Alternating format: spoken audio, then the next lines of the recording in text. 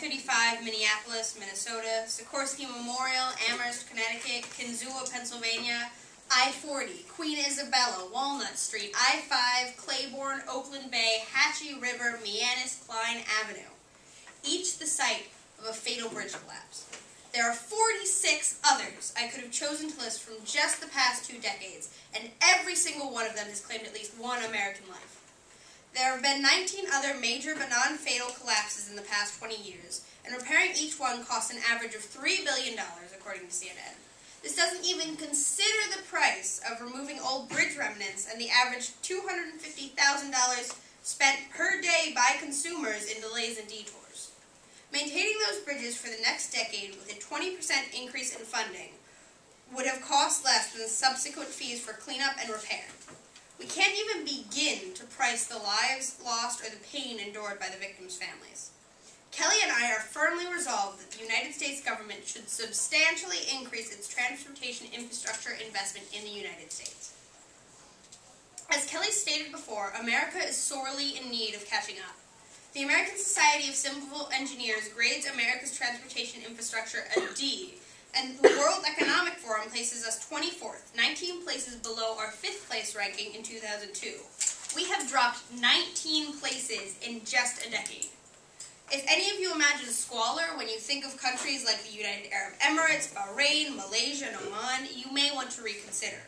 All of them are ranked at least 4 places above us. According to Time magazine, the rest of the developed world spends on average 52% more than America on transportation infrastructure. And per 100 miles of roads has 1/3 fewer accidents and 3/4 fewer bridge collapses. 66% of Americans, according to the same 2012 Times article, say that fully funding transportation infrastructure is either extremely or very important.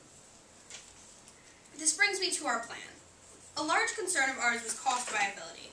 Kelly and I would like to invest another $450 billion towards transportation infrastructure over the next 10 years. Can America afford that extra strain? We don't contest America's $16 trillion debt, but certainly there is a good reason to allow this life-saving funding. And, after much consideration, I can assure you that the answer is yes. Yes, there is. According to the Business Insider, consumer spending accounts for 70% of the United States economy. Massive debts and high unemployment rates among the middle and lower class consumers have crippled that essential aspect of the economy. This, in turn, has weakened the second of the 3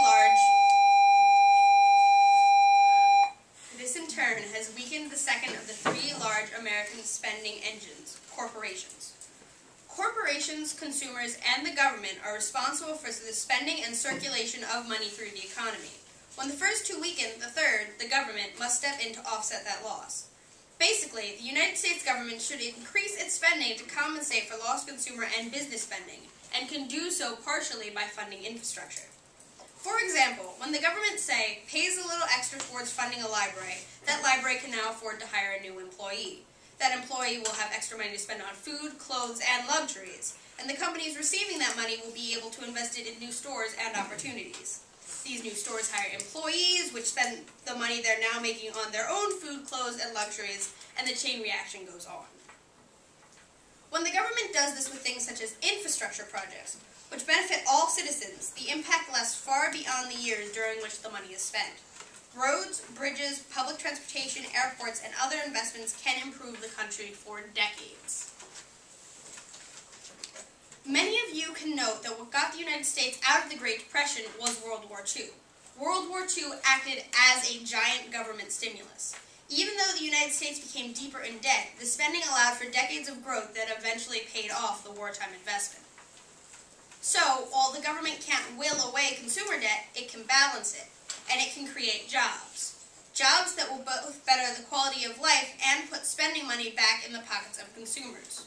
We propose that the United States government commits to spending an extra $430 billion on transportation infrastructure over the next 10 years and reallocates $20 billion from the current military budget, which is projected to be 12 times bigger than transportation infrastructures. We would like the government to help fund infrastructure on a national scale, but allow local and small governments to direct the funding and investment. This minimizes the risk of money being fatuously spent while still enabling the government to stimulate the economy and provide state governments with the means to make their roads safer. This plan won't only help balance our floundering economy, it will create work and safer infrastructure for millions of Americans. Action on this issue will save lives. I assure you that this plan can preserve families and our economy. It's your choice. The roof has been leaking for years, and now it's starting to puddle around our feet. We can't just try to stem the flow temporarily, and we certainly can't leave in search of a new house if the road is just going to collapse under our feet. Thank you, and please vote affirmative.